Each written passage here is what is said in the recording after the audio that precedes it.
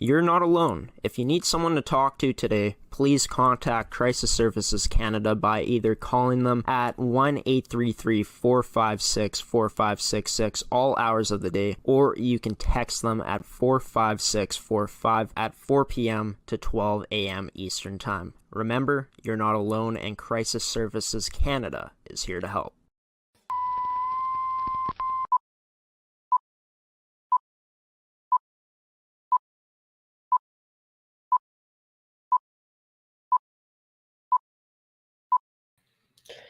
Good evening, everybody, and welcome to this edition of Coffee with Graeme on AETi Productions. I'm your host, Graeme Forsyth. Tonight's edition of Coffee with Graeme brought to you by AETi, Caisse Financial Group, Evolve Green, Pilot-Mound Hockey-Academy, and TOVI Hockey. In tonight's edition of Coffee with Graeme, I was supposed to have a different guest joining me first. It was supposed to be number 29, leading playoff point leader in the MMJHL, Kurtis Luke of the St. James Jr Canucks. He was supposed to come on the show, but he has not shown up yet. But luckily, the second guest, the guy who was supposed to be second on tonight's episode, joining the show, Ferdi Nelissen, to talk about the MFHL All-Star selections as well as the upcoming Western Regionals series between the Westman Wildcats and Notre Dame Hounds. He's going to come on the show right now to start things off to talk about all things MFHL as well as that Western Regional series coming up here on the show with the Wildcats and Notre Dame Hounds with a potential trip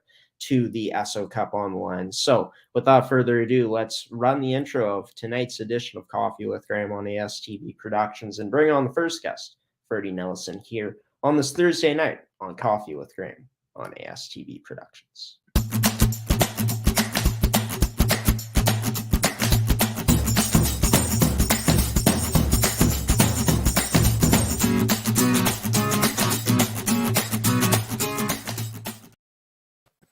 And there he is, Ferdi Nelissen, joining of Coffee with Graeme. Always great to have Ferdi here on the show. Ferdi, it's very exciting. We now know who's going to be playing the Westman Wildcats with the trip on the Esso Cup on the line in the Western Regional Series. The Notre Dame Hounds will get to that in a little while here in the interview. But how are you doing on this? I'm doing great, thanks.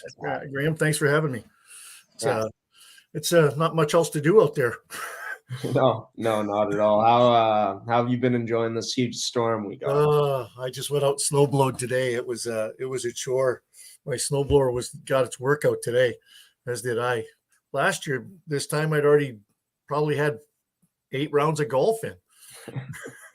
Yeah, it's crazy how I like that a lot better. Yeah, I bet you do. I think a lot of people enjoy that a lot better, and hopefully for the golfers out there, we can get to that nice golfing weather soon. But let's talk about the MFHL. Talking about the All-Star selections, there were first team and second team All-Stars selected. Just take us through the process of how exactly you guys go about this, of selecting the All-Stars from year to year.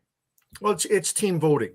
The coaching staffs are asked to submit their picks for first and second team All-Stars, and then it goes to same thing with who they think the most valuable player in the league is, the outstanding defenseman, the outstanding goaltender, all those things. We include the teams, and then there is a point system that we use to tabulate based on number of All-Star votes you got, number of award votes you got, and how it all played out.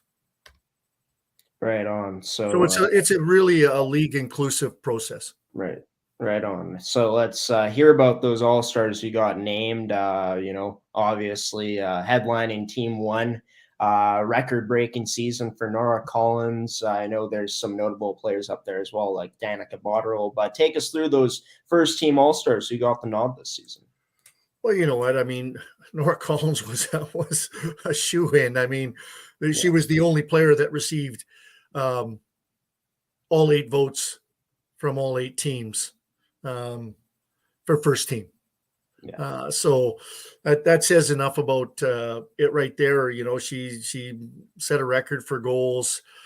In my opinion, scouting the league all year, for U18, she's not on my scouting list anymore because she's graduating, but the most dominant forward in the league from start to finish. And that's not to play down anyone like Maya Eamon or Danica Botterill, on your first team selections. They're great players, but Collins had a special year, and that showed in the voting. So they're all solid choices for All Stars, but Collins by far led the pack, and that's why she ended up as the league MVP as well. Yeah, and no surprise, Nora Collins making first team All-Star for this year's MFHL season 2021-2022. Accompanying her at the forward spot was Danica Botterill and Maya Eamon on defense, Louise Ferguson, Quinn McLaren, and Avro's goaltender, Jenna Gertson, all getting the first team All-Star nods. Talk about second team All-Star now, some pretty good talent there as well here for starting off with Abby Bordadouille. She could have easily been a first team All-Star. It was very tight for Abby not getting on the first team. Those next selections were all fairly tight. Those are all quality players. Courtney Bays is a second team All-Star. Again, somebody that could easily, with her skills and her leadership abilities, be a first team All-Star. McKenna Beard on defense. I mean, the same kind of thing. I think a lot of people might be a little surprised by the goalie picked because didn't come from a winning program, but she had an outstanding season in net for Interlake. So sometimes, and that's good on the coaches to pick somebody based on how they competed, how their stats looked like.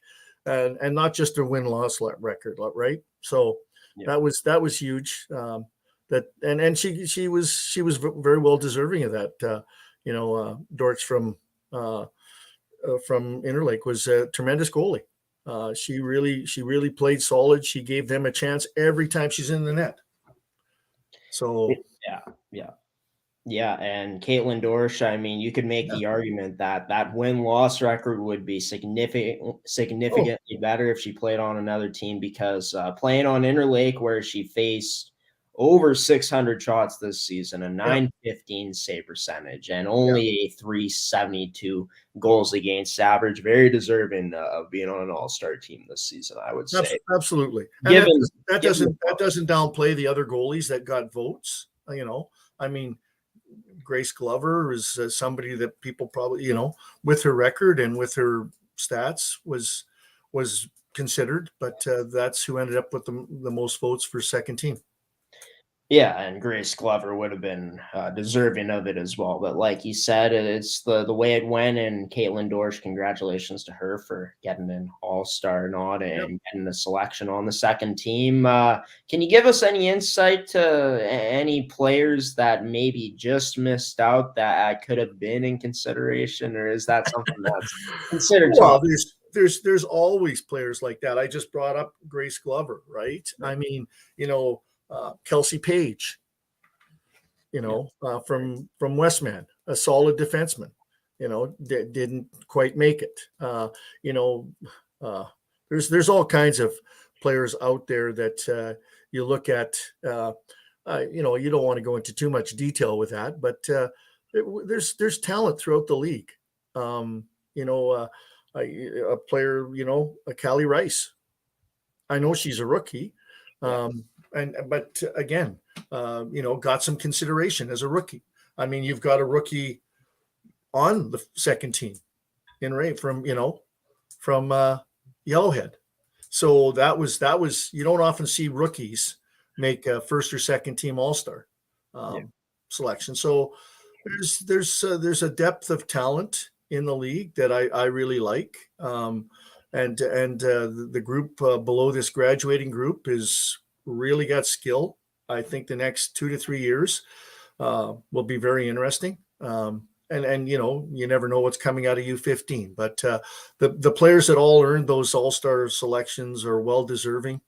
They're all quality players in our league, and that doesn't mean that other players in our league aren't quality players. It just means when it came down to the voting from the teams, you only got, so many spots for first and second team, 12 in total, and that's where it ended up. Yeah, and for those second team All-Stars, it's Courtney Bays, Abby Bordadouis, rookie Hannah Ray, McKenna Beard, Kylie Johnson, and Caitlin Dorsch. Congratulations. Yeah. Congratulations to those 5 for being named second and team.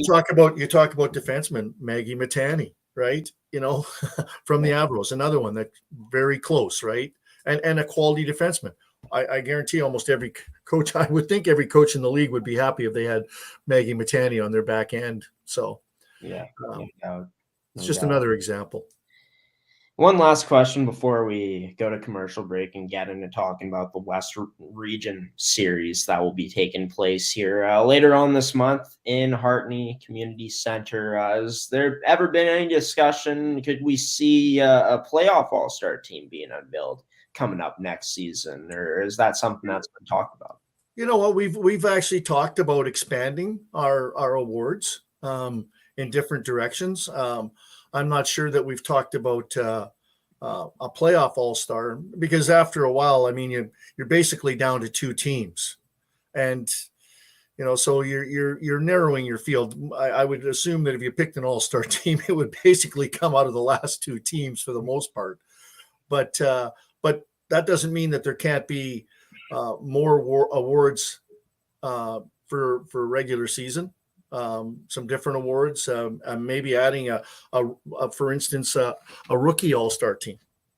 Right. We don't have that, and we just mentioned 2 or 3 rookies, one that did get recognized, but one that we all know how good she is for Westman, that, there's no doubt in my mind, she would have made a rookie all-star team.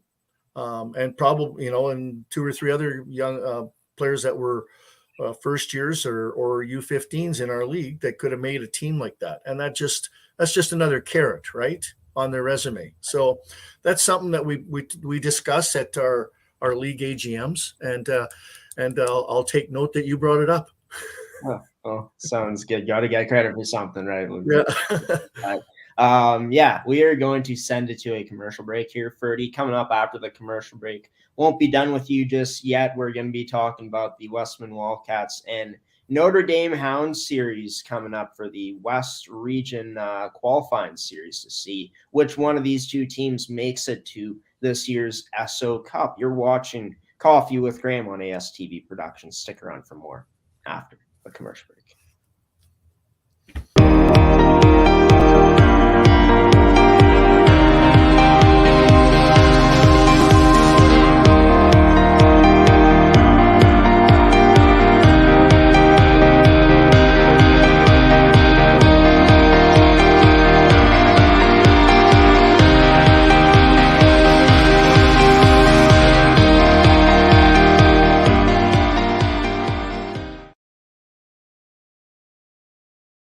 Why go solar?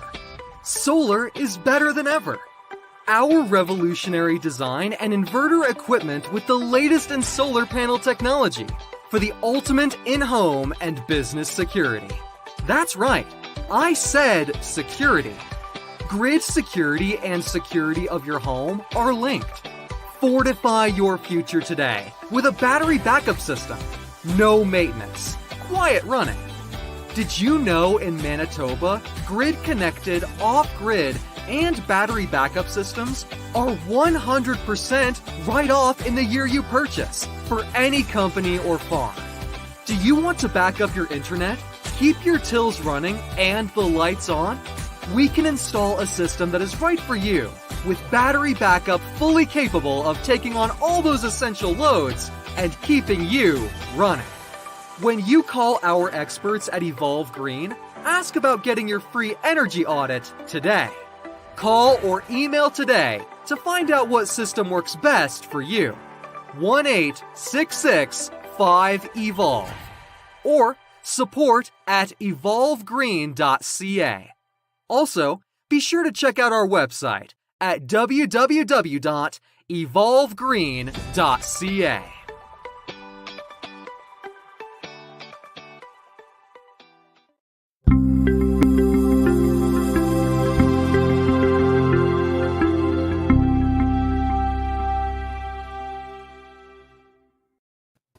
Welcome back to Coffee with Graeme here on ASTV Productions. Ferdi Nelissen joined me here on the show to talk about the MFHL. I was talking with Ferdi about the All-Star teams, first team and second team All-Star teams selected by the MFHL this season. Coming up after this interview I have with Ferdi right now that I'm doing, I'm going to be sitting down with number 29 of the St. James Jr Canucks, Kurtis Luke, to check in with him and talk about what's been going on with the St. James Jr Canucks as they are in the finals right now in their league against the Pembina Valley Twisters, currently up 1-0. That should be a lot of fun coming up later. But Ferdi, talking about the West Region series now, that's going to be taking place from April 22nd to April 24th in Hartney Community Center between the Westman Wildcats and the Notre Dame Hounds. The Hounds, the winner from the Saskatchewan AAA Female League. Of course, the Wildcats from the MFHL. So both of these teams coming in, it's going to be a pretty interesting series, all things considered,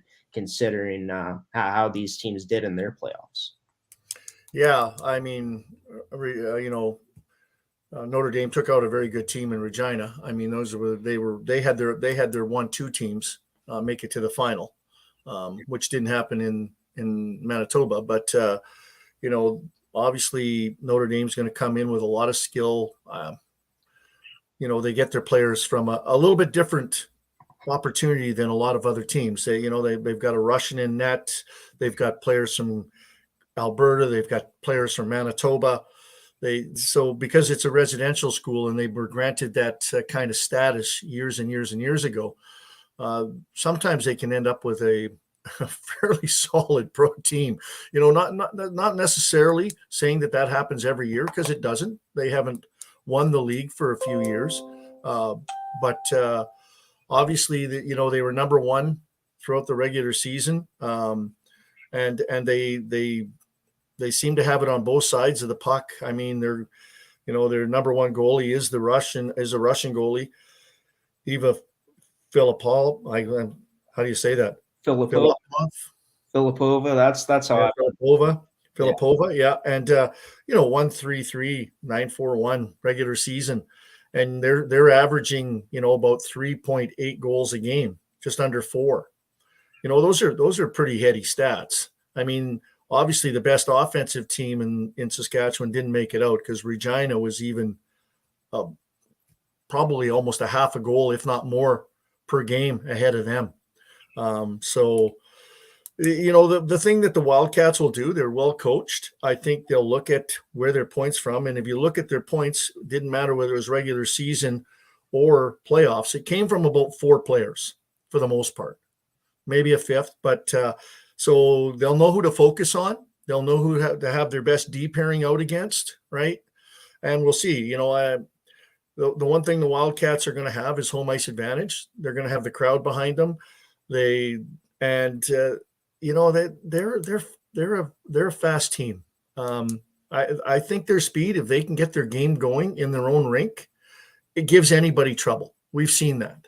And right now they're on a little bit of a roll, like they were beginning of the season. They tapered off, and now they're on a roll again. They've got their legs going. They've got everybody back. They're healthy. Glover's been great in net. The things are lined up for them to be competitive in this. As a betting man, you'd have to lean a little bit towards Saskatchewan in this series. A number 1 seed coming out of that league compared to a number 3 seed. But you still got to play the games. I'm hoping that prediction right there, leading that way, is like the last few I've had, because I haven't been right about much since the first round of the playoffs. So hopefully, that's a foreshadowing. I think Westman is going to represent Manitoba very well. They're a young team, and they're going to come out. They're going to play hard. They've got nothing to lose. Obviously, Notre Dame has a lot more vets on their team. They graduate quite a few more players. So obviously there's some high expectations there with that kind of a group, that you don't want to lose this opportunity, because they don't come around very often, for those graduating players when you've got that kind of a program. And right now you're sitting with the team you really like, your first place in your whole league. This is an opportunity for them, and I would think they would, I would think they would come in with a little bit more pressure to be the favorite. So we'll see how that plays out. Yeah, and these two teams coming in, I mean, two teams are really good defensively. Notre Dame, the top defensive team in their league this season. Taking a look at the standings, they only gave up 42 goals against for the Westman Wildcats. I mean, they were one of the top defensive teams in the MFHL this season. Taking a look at them here, just got to get the right stats up. They gave up 67 in the regular season. 63 against in the regular season, and only gave up 16 in the playoffs. So these are two very good defensive teams going at it. And for Westman, I mean, obviously they got a lot of depth up front, but like they had success in the playoffs with Grace Glover and net, she's definitely going to have to be, you'd have to think, the X factor for them once again if they want to have a good chance to come out of this series and go to the Esso Cup. Yeah, I agree. I mean, and then we've talked about this through all our conversations, Graeme. The fact is that if you don't get good goaltending in the playoffs, and it has to be throughout, you're not going to be successful. I mean, you can have whatever's going on up front with your forwards and your D, but if you don't have somebody making those saves, keeping you in games, and giving you a chance to win, and we saw that, throughout the playoffs. Melissa did it for the ice against the Avros, but then couldn't do it against Westman. She couldn't stay consistent where Westman got to her, whereas Glover was good in all three rounds. And right now she's on a roll, and I'm sure her confidence is very high, which, for a goaltender, that's kind of like a hitter in baseball or a pitcher in baseball. If you've lost your confidence, you probably got nothing. But right now, Grace Glover has got to be full of confidence. I mean, she's been good in every series, and has barely faltered in a game. So I would think that the Westman Wildcats would feel really good about what's happening between the pipes for them, the coaching staff and the players. And when your goalie's playing well, that moves out from there. That your team plays, when they think they're going to get the saves they need to get, that allows the team to play aggressively and be focused on what they do well. And so that's probably part of why the Wildcats are playing the way they are. It starts in the net and it moves out from there, and she's giving them every reason to play with confidence. Yeah, and for the Notre Dame Hounds, I mean, like you said, they're coming into this series with, you'd have to think, more pressure with them being the number one seed from their league, them coming in as the favorite, going up against the Westman Wildcats team, like we've talked about with Grace Glover having such a strong performance as of late. This is a fast, young Westman Wildcats team that plays with a lot of speed. But if you're the Hounds, we went up against fast teams yourself, the Regina Rebels, in the finals. So you're able to shut almost every team down. I mean, for their game plan, what would you think it would have to be coming into an environment where they're not used to in Hartney Arena, going up against a hungry young Westman Wildcats team? Well, I would think the coaching staff, I saw the interview that you had with the head coach from the Hounds, and I'm thinking they're not, they're going to look at game clips. They're going to know who the top players are for Westman, just like, Guy Williams will for Westman. They'll look at whatever they can get their hands on to see how they play the game, what their forecheck systems are, how they play in the D zone. But if you're the Notre Dame Hounds, you finish your series, you get some practices in, and you're probably not going too far away from your game plan, because it's been successful. Unless it shows not to be successful against the Wildcats, you're probably playing that solid defensive game they play. Using your skill up front, making sure you play a 200-foot game. I did get a chance to watch them a bit on some streaming games, not a lot, but a little bit, and they play a solid brand of hockey. They have some speed. Now Saskatchewan plays, I think they play a little bit more physical style of game, and like to grind it out a little bit more in the corners. So we'll see. if the Wildcats can get the game going up and down the ice, we'll find out how fast Notre Dame actually is, right? Because like I said, you look at Westman. That is a fast team. I don't care who they've played against this year. I've watched them play against Balmoral. I've watched them play against other teams. The one thing that they do have is speed. Now, their youth could play a factor. They are a young team. But if they can get their speed going, they give a lot of teams, especially the D on a lot of teams, a lot of trouble. Well, coming up on April 22nd to April 24th, it will be the Westman Wildcats from the MFHL. As you can see, the logo on the right top side of your screen, taking on the winner of the Saskatchewan Female U18 AAA Hockey League, the Notre Dame Hounds, in Hartney Community Center. First game, April 22nd at 7:30 p.m. Ferdi Nelissen coming on to talk about it with me here tonight. The West Region, the road to the Esso Cup between the Wildcats and Hounds. Ferdi, always great having you on. I'm sure we'll talk again here soon in the future on the show. Until then, you take care. Well, thanks for having me. It's always a pleasure, Graeme. Of course, Ferdi, you take care once again. Yep. Good night. And we'll let Ferdi go now, and it's time to bring on the next guest in tonight's edition of Coffee with Graeme. Kurtis Luke, number 29 of the St. James Jr Canucks, going to be coming on the show next to talk about his team. They're in the finals, up 1-0 against the Pembina Valley Twisters. You won't want to miss this next interview coming up with the MMJHL's playoff points leader, Kurtis Luke, here on Coffee with Graeme on AETi Productions. Stick around for more after this commercial.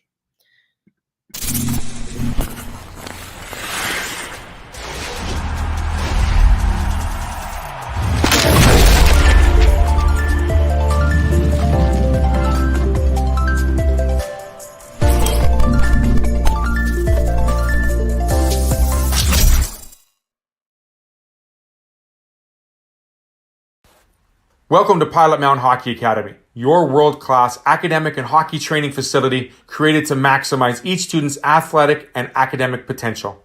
Blackjack Stewart Arena, home of the Buffalo, is inside the 46,000 square foot complex, as well as a curling rink and other facilities. The students have a unique combination of successful, well-rounded education at Pilot-Mound Collegiate Institute and the professional hockey training in an encouraging community.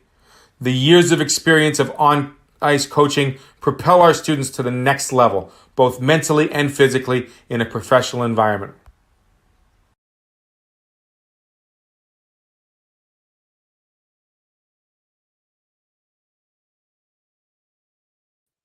Welcome back to this edition of Coffee with Graeme on AETi Productions. To start things off tonight, Ferdi Nelissen of the MFHL joined me to talk about the all-star teams that were selected this year.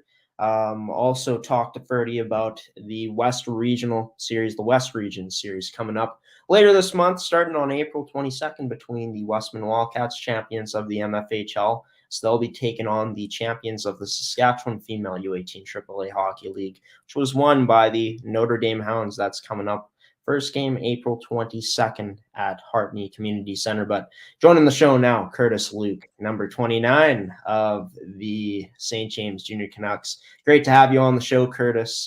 Your team's sitting nice right now, up 1-0 in the finals against the Pembina Valley Twisters. I was there for game one. Team ended up winning 5-4. Take me through that, being up 1-0 to start things off in the MMJHL Finals. Thanks for having me, Graeme. It was a not too bad game, I'd say.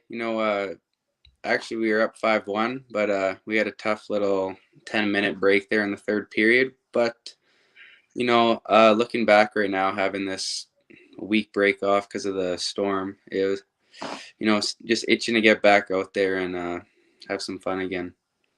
Right. And of course, game two, I know it was supposed to be played this past Tuesday this week, but due to the storm, like you said, it was canceled.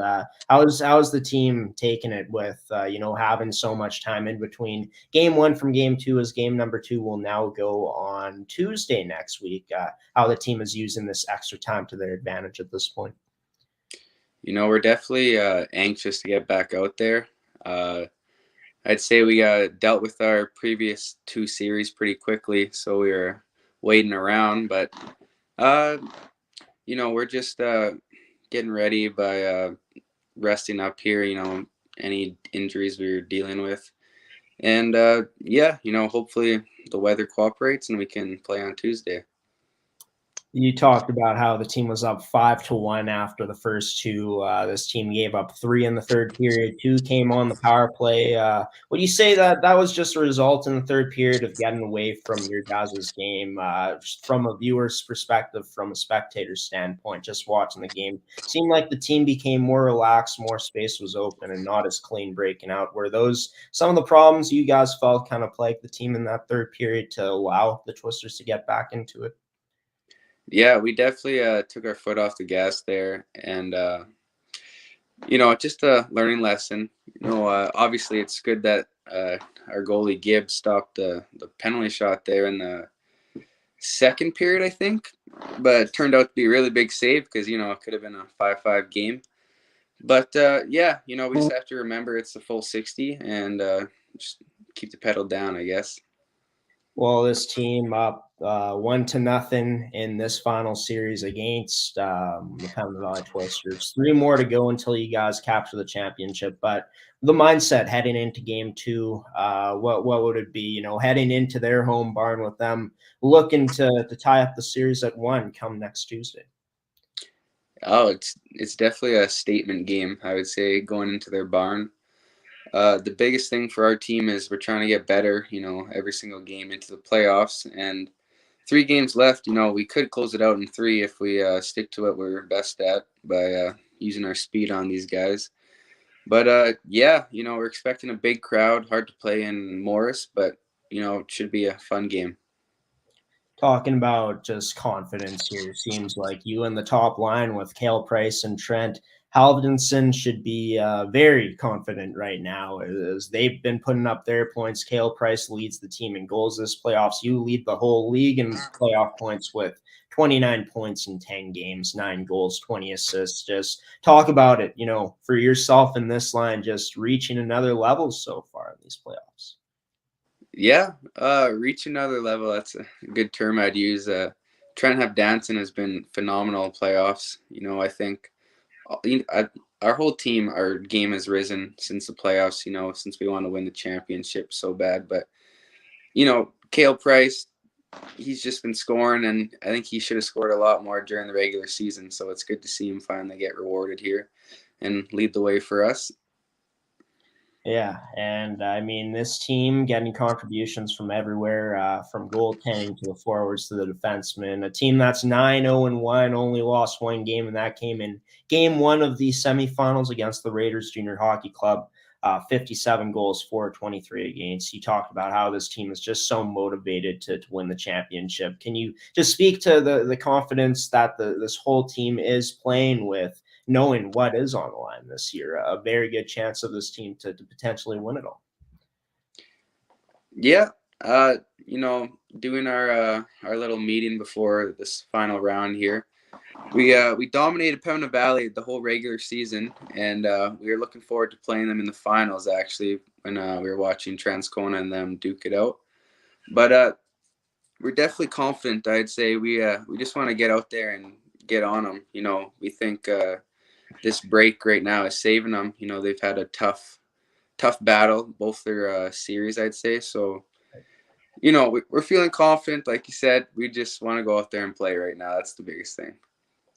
Let's go a bit back into the playoffs. Going back to round 1, sweeping the Charleswood Hawks. But for yourself, this was your first time playing in the playoffs in this league. You didn't have a chance back in 2019, 2020 due to the league shutting down due to COVID-19 at the time. Just talk about that experience of stepping onto the ice, playing in your first MMJHL playoff game. Oh, it was a lot of fun for sure. Coming from out of the city, St. James has just a great fan base. They really make us feel welcomed every home game. And even in the visitor games, like our section's still just buzzing. So, it really keeps us going, having our whole community behind us. throughout that first series. I mean, you boys ended up sweeping this Charleswood Hawks team, controlled every single game in terms of the shots, scored some goals on the power play, had a pretty darn good penalty kill, which killed off every single penalty kill in that or power play that Charleswood had in that series. Talk about how huge that was. Even though it was the opponent ranked 8th in the league, to build those good habits right off the bat so early on in the playoffs heading forward. Yeah, that was a good confidence booster, the first round matchup. The PK, it was crazy to see how many guys were willing to risk their body blocking shots. And, when it became like 10 for 10 or something, we're just building on that. We're not excited to get a penalty, but definitely feel good about having our guys out there. So, yeah, that was a really good confidence booster the first round. Adversity didn't set in for this team. I guess not huge adversity, just looking at what happened afterwards for you guys to win the next 4 straight games. But first loss of the playoffs against the Raiders Junior Hockey Club in OT in the first game of that semifinal series. Just tell me about what that loss truly did for this team. What do you say was the wake-up call maybe the team needed at the time? Yeah, I don't like to say we needed the wake-up call, but we came out flat and they just got the best of us there. So, no, you don't expect to win every single game in the playoffs, but 13 games wouldn't be too bad instead of 12. Yeah, man, I guess needed wasn't the best word to use because this team all season long has been very good, coming off of losses and bouncing back. And you boys did just that with a 5-4 win, a close game, but started up in that game up 3-0. Of course, Raiders, they outscored you guys 2-1 in the second and third period. Obviously, starting off strong in that game. Just talk about the response, what you liked from the boys in that game to not up the series at 1 at the time. Yeah, we didn't want to go down in the first period, that's for sure, after losing the first game. But after getting away from that 5-4 win, I think it was game 4 that we won 15-1, or was that? I think that was game 3. Game 3, yeah. That was game 3. Yeah. Yeah, that was the answer we definitely wanted after the first game. It came 1 game later, but the Raiders, they have really good offense on their team, so you got to give credit to their top 6. But right, yeah, it was a good series with them. Yeah, and in that 15-1 game, it was up. It was 2-1 for you guys after the first period. Scored 6 in the second, 7 in the third period. Let's take me through what transpired in that game for you was to break it open the way you did, pretty drastically, 15-1. Honestly, I don't have an answer. Just everything was clicking. Never been a part of a game at that big of a score, but it was fun to be on that side of it. That's for sure.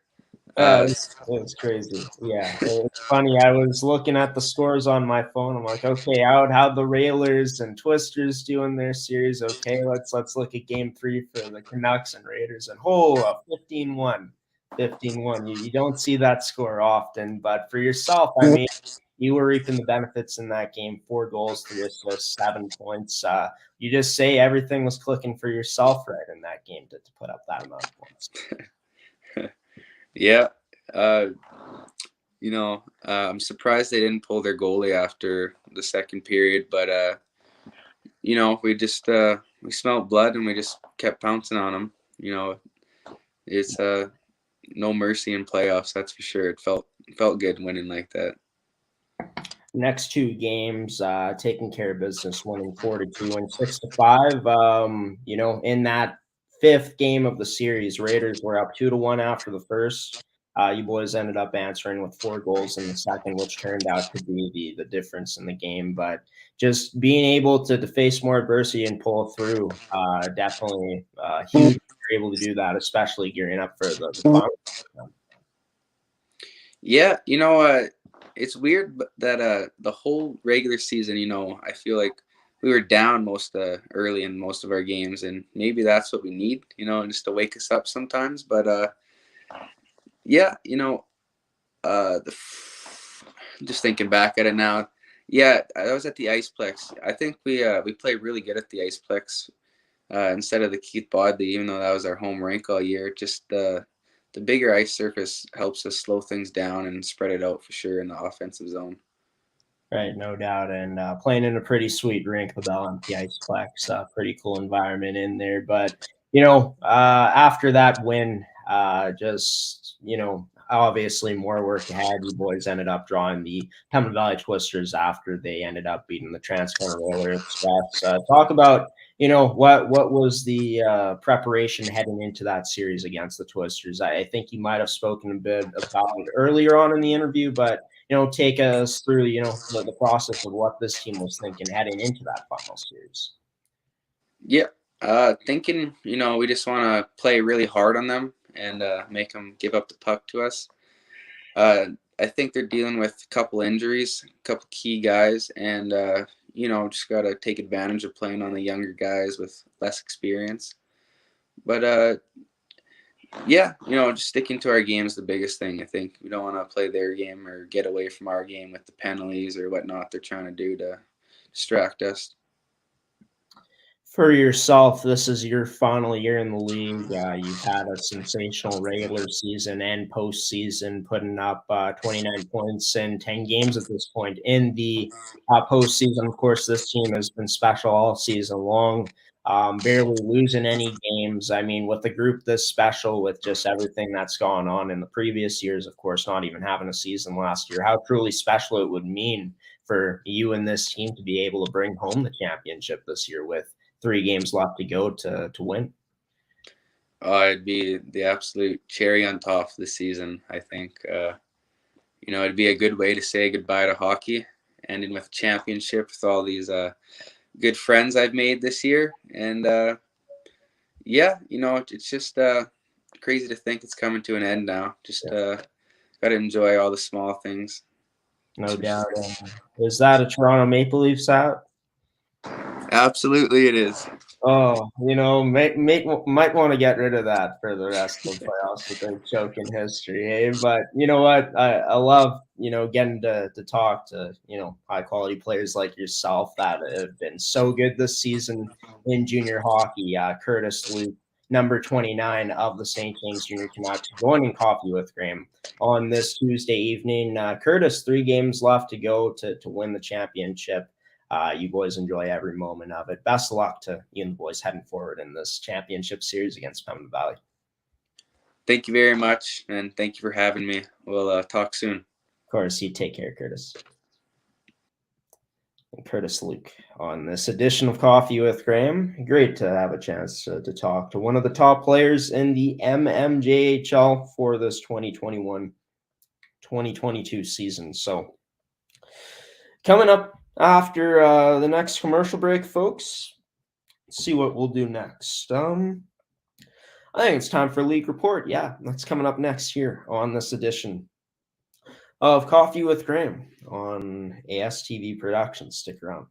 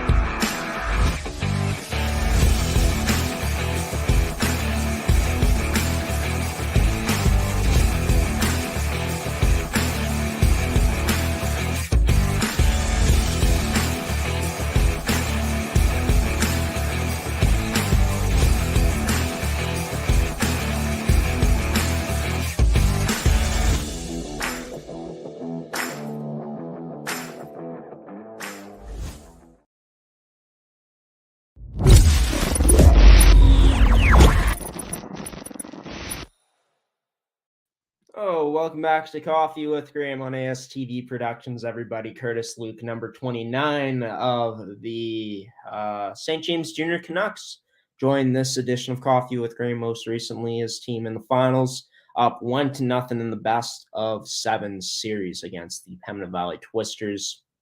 And diving into now, League Report, we'll start off with the MMJHL.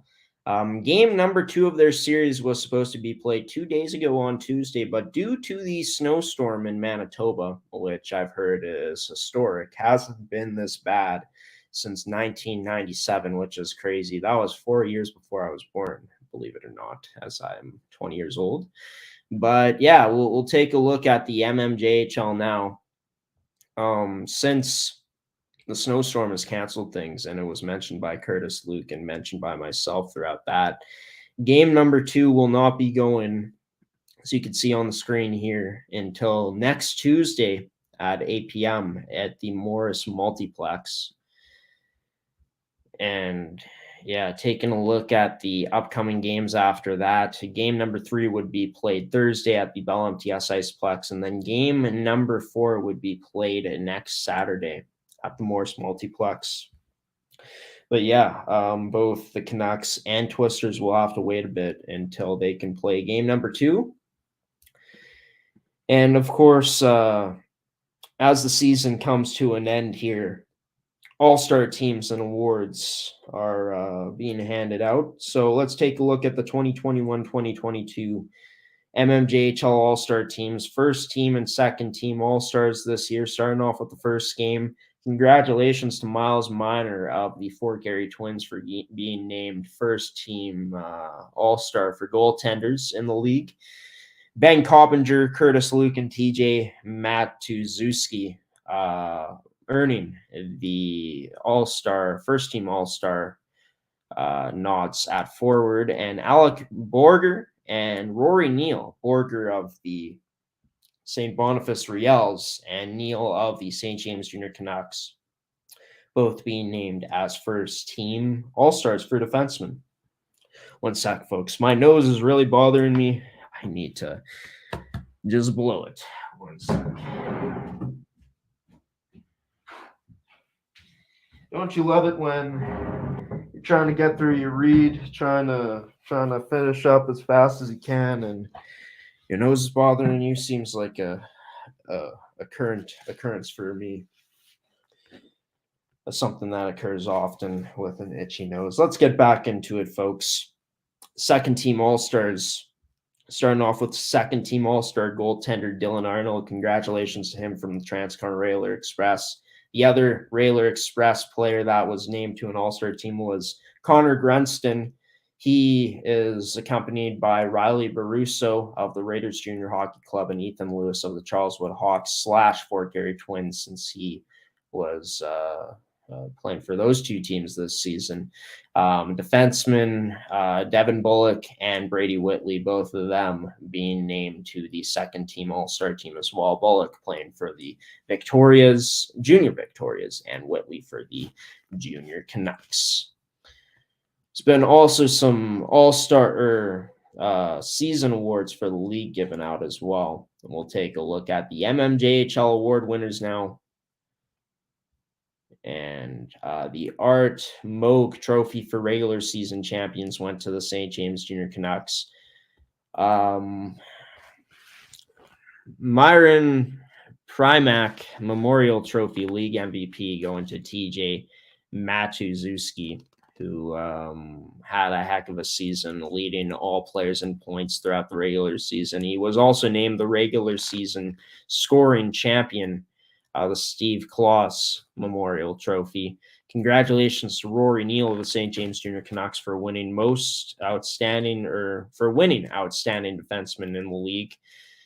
For outstanding goaltender, going to Dylan Arnold of the Transcon Railer Express. Congratulations to him. Rookie of the Year going to Tyler Rubini of the St.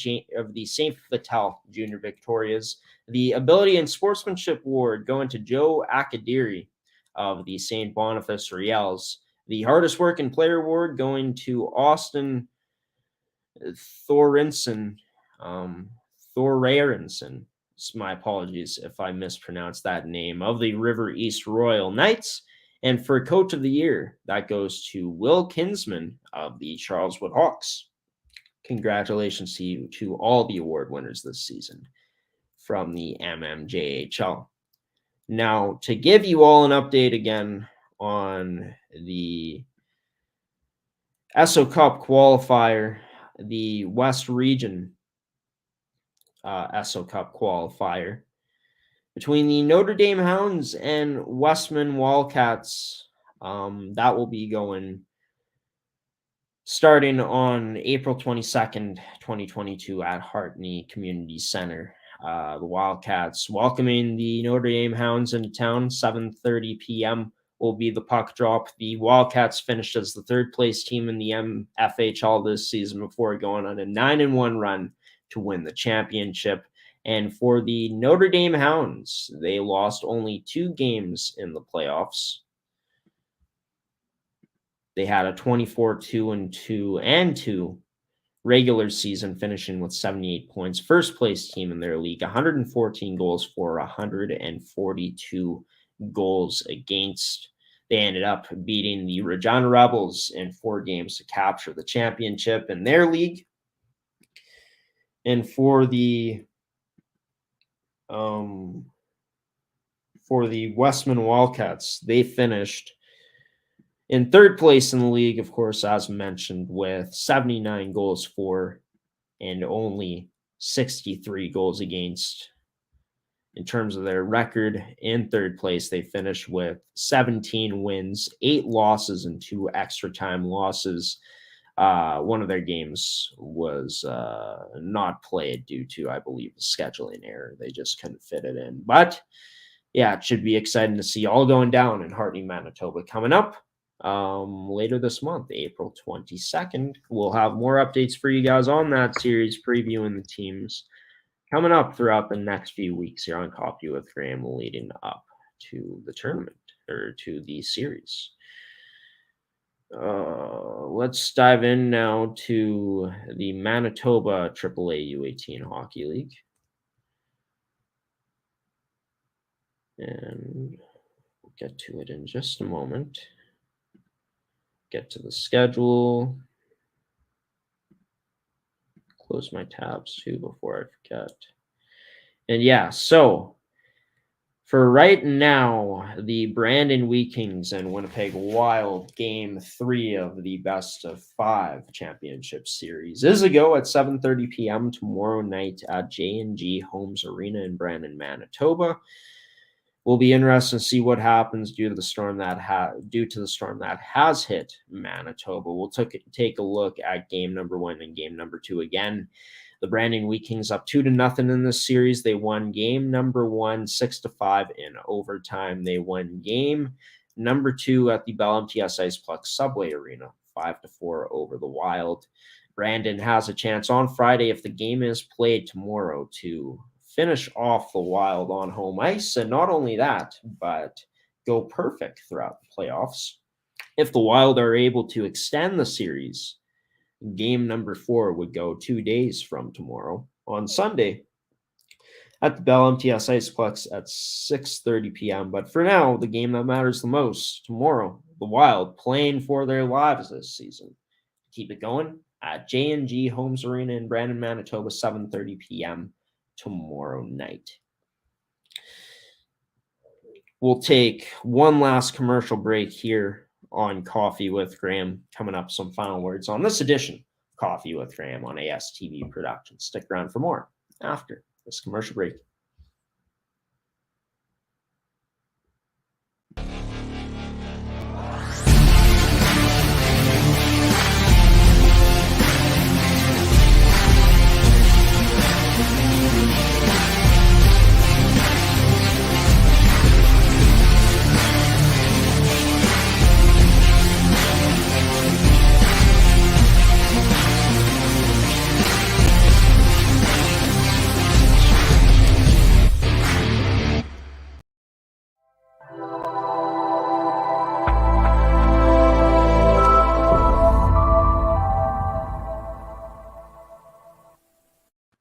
Welcome back to Coffee with Graeme on ASTV Productions.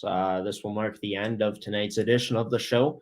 I want to give a special thanks first off to Ferdi Nelissen of the MFHL for coming on and talking about the League All-Stars, as well as the West Region series coming up later this month, starting on April 22nd between the Westman Wildcats and the Notre Dame Hounds. A trip on the Esso Cup on the line then. Also, special thanks to Kurtis Luke of the St. James Jr Canucks, leading point getter in the MMJHL playoffs, for coming on and talking about his team's playoffs so far. Of course, game 2 of the final series, best of 7, going next Tuesday night in Morris at the Morris Multiplex between the St. James Jr Canucks and the Pembina Valley Twisters. The Canucks up 1-0 in that best of 7 final series, looking to go up 2-0 coming up next week on Tuesday. But folks, also, this show would not happen without you, the viewers. So I want to give you a special thanks for taking the time out of your Thursday night and tuning into this edition of Coffee with Graeme. And also a special thanks to our sponsors of Coffee with Graeme, as they do for every episode, sponsoring this content that we produce for you guys in AETi, Caisse Financial Group, Evolve Green, Pilot-Mound Hockey-Academy, and TOVI Hockey. Coffee with Graeme will be airing next week on Tuesday morning. That's when the latest edition of the show will be coming out, other than tonight, which is the latest edition of the show. But in terms of when you can catch the show next, yes, it will be next week on Tuesday morning at 10 a.m. Central Daylight Time. That is Manitoba time. You can catch it on our Facebook at ASTV Productions, on our Twitter at Amateur Sports TV, or on our website at amateursports.tv. You can also check out the guest list for that episode, which will be coming out on Monday night, coming up next week. You can check out the guest list of who will be joining Coffee with Graeme on Tuesday morning on our Instagram at ASTV Productions, on our Facebook at ASTV Productions, and on our Twitter as well at Amateur Sports TV. But yeah, that's about going to do it. I do want to request one more thing. If you can, I'm going to put it in the link of this episode. I'm going to link it in the description of this episode. It is my mental health fundraiser, Graeme's mental health fundraiser. I'm trying to raise $1,000 for mental health before my birthday, which is on May 10th. So it's coming up soon. We are making some good progress, $237 raised so far. I want to give thanks to everyone who has taken the time and donated so far, to also those who have shared it as well. I want to thank you as well. Any share, any donation helps. Of course, my views expressed in that GoFundMe page are my views and my opinions only. They do not align with the views and opinions of ASTV Productions on Bell Media, but I do want to try to make it as close as possible to the goal. If we don't get there, it's okay. All the money that I'm raising will be going to the Canadian Mental Health Association, the Canadian Mental Health Association, yes, CMHA. So yes, it will be closing on May 10th. Any donation counts, whether it's $1 or $100, it doesn't matter to me. Just any money that can be raised for mental health, that goes to a great cause. So if you do donate, I do want to thank you in advance, and please share it as well, because getting the word out, getting eyes on a fundraiser is only going to help potentially generate more money for it, right? So yeah, that would be great if you guys could do that. That would be awesome. And yeah, that's going to do it for me on this Thursday night on Coffee with Graeme, everybody. I've been your host of Coffee with Graeme, Graeme Forsyth, giving you guys the salute and the peace out on this Thursday night. Until I see you guys next week on Tuesday morning, have a wonderful rest of your Thursday night tonight. Have a wonderful rest of your weekend. Stay safe out there. Stay safe on the roads if you are traveling as well. And until I see you guys next time, we'll see you then, everybody. Take care.